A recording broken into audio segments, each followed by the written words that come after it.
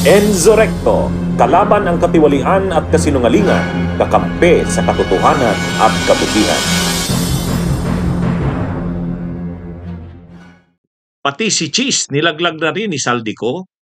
O itong si Cheese Escudero, nilaglag na rin ni Saldico. Nilaglag na rin. O, samantalang alam natin na silang dalawa yung magka-partner doon sa anomalya sa 2025 budget. O, alam natin na silang dalawa yung yung ah, sila halos yung nagmaniobra doon sa maanomalyang 2025 budget. Yung Bicameral Conference Committee, um, si Chis Escudero at si Saldico, pati yung small committee na binuo, sila yon. So ngayon, si Saldico na mismo sa kanyang video, sa kanyang sulat sa presidente, sumulat si Saldico sa presidente, ang haba. Ang pitsa nung sulat niya, February 2025, sabi ni Saldico, nalulungkot daw siya at gusto niya raw magpaliwanag bakit ang House o ang Kamara ang tinuturo na parang nasa likod ng anomalya sa budget. Sabi ni Saldico, hindi totoo yun. At tinuro niya, isa doon sa mga nag-control ng budget ng 2025, ang tinuro mismo ni Saldico ay si Cheese Escudero. Kaya silang dalawa yung namayagpag doon sa Bicam. Sila rin yung maraming insertion, si Saldico at saka si Cheese Escudero. Pero sa bandang huli, nilaglag na rin ni Saldico si Cheese. Ang sabi ni Saldico, sabi ni Cheese, haharangin niya ang budget. Pwede itong ma-aproban sa sa March 2025. Kasi tinalakay yung budget ng 2025, 2024. Pero ang sabi daw ni Cheese, haharangin niya yung budget na yan, baka ma-aproban yan sa March 2025 pa. O baka magkaroon ng budget, ang ma-implement na budget re-enacted. Yun daw ang banta ni Cheese Escudero. Sabi ni Saldico, ang gusto raw kasi ni Cheese ay bigyan siya ng 200 billion na insertions. Bigyan siya ng insertions. Kaya na 200 billion, ipaubaya sa Senado yun.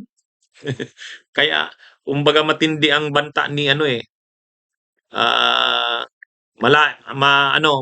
matindi yung banta ni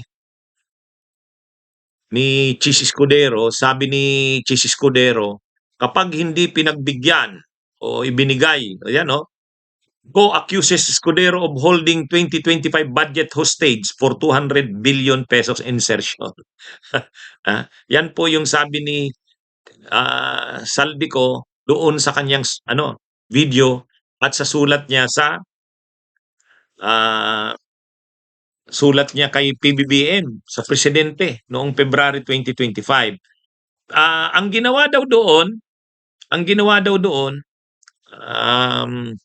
yung 150 billion pinagbigyan. Hindi daw binigay yung 200 billion.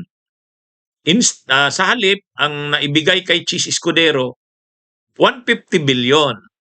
Pero na insertions.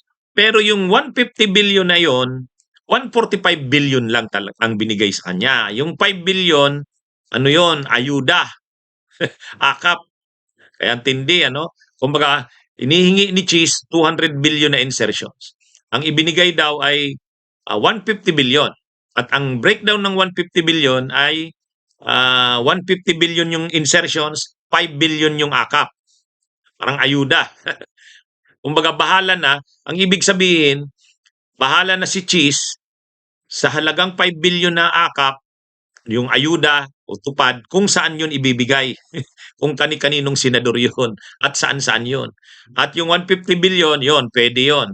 Ngayon, kulang ng 50 billion. Yung kulang na 50 billion, kukunin doon sa unprogram funds. O yun, kaya matindi, Ganun pala sila talaga.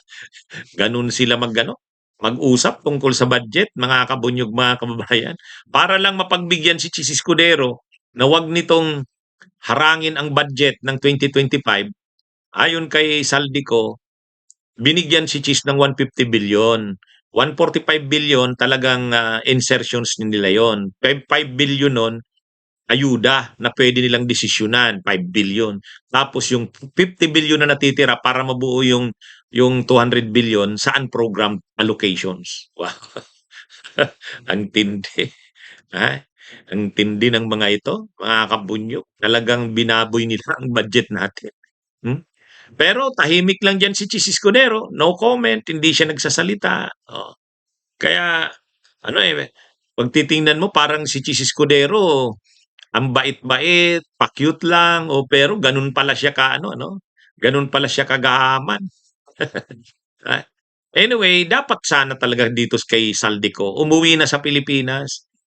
Oh. Ang ganda na sabihin niya yan, under oath. Oh. Para masukol si Chis Escudero. Sa ngayon, hindi pinapansin ni Chis kasi nag-aakusa si Saldico, wala naman. Halan hindi ko na yan sasagutin, wala naman si Saldico. Pero pag umuwi si Saldico, talagang sasabihin niya yan under oath, obligado yan sagutin ni Chis Escudero. Ganun din sila Martin Romualdez, ganun din sila PBBM, ganun din ang lahat ng pinapangalanan ni Saldico. Kaya lang sa ngayon, wala. So, wala rin. Kaya, pero, sa totoo lang, yan umaayon yan, doon sa mga nauna ng balita na si Chis nga ay may insertions talaga. Pareho nung sinabi ni Saldico. At nung mga panahon na yan, ganitong bahagi ng taon, noong 2024, nakuna ng CCTV si Chis Escudero, balik-balik sa kamera, sa batasan. At pinupuntahan si Saldico, nag-uusap sila. Yun. Kaya, hindi rin maidi-deny ni Chis yun kasi may CCTV yun nung mga panahon na yun. Ay di ngayon, nagja-jive yan o umaayon yan sa sinasabi ni Saldico na talagang may insertion si Chis, 200 billion. Kaya lang, ang ibinigay lang, 150 billion. Sa 150 billion, 145 yung, tapos yung 5, ayuda. Yung natitira pang 50 billion, hindi na sa insertions yun, sa unprogrammed funds na kukunin. Yun yung Kaya, ito, mga kabunyog, mga kababayan, talagang matindi pala itong si Chis Escudero. Paano-ano lang, pataga-Tagalog lang, malalim na Tagalog. Parang tumutula. Tapos cute lang, pero gahaman din pala sa insertions. Bunyog, bunyog, halikan na kasama ka. Bunyog, kapag buklod ay may pag-asa. Luzon, Visayas, Mindanao, isa ang pananaw. Sa bagong Pilipinas ang bunyog isisigaw. Bunyog.